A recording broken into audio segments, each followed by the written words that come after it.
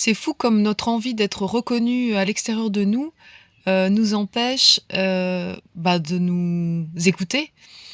Heu, En fait, la vie nous amène toujours, les situations qu'il faut et on peut voir comme ça nous blesse, comme ça nous rend triste, comme ça peut nous mettre en colère quand, on nous reconnaît pas, comme on a envie d'être reconnu.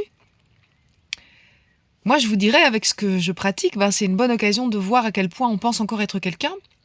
Non pas qu'être quelqu'un, ce soit un problème, mais c'est juste qu'on voit à quel point on est attaché et identifié à ce qu'on ressent ici dans le monde et donc on pense être ce petit personnage fragile et limité, alors qu'on est bien plus.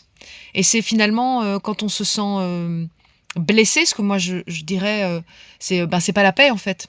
C'est pas la paix là dans ce que tu vis et donc ça te permet de revenir à l'intérieur et de faire le focus et c'est là que j'applique, ce fameux pardon, le pardon d'y croire encore.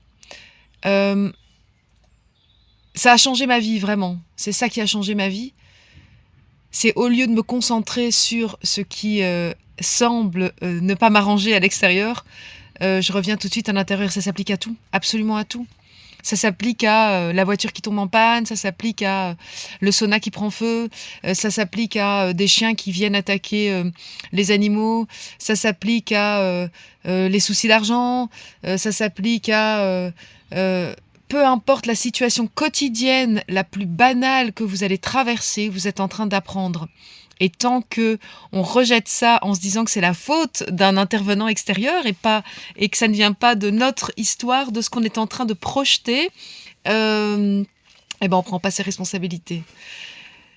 Alors quand je parle de ce qu'on projette, c'est évidemment, à un niveau, bien plus grand et pas du tout, à un niveau conscient du personnage. Donc ça aussi, c'est souvent, quelque chose qu'on confond. Donc ça demande peut-être d'aller, un peu plus loin. Mais voilà, je vous inviterai juste peut-être, si ça vous dit, parce qu'évidemment je vous dirai toujours: «Ne croyez pas ce que je vous dis», mais vous pouvez par contre expérimenter par vous-même.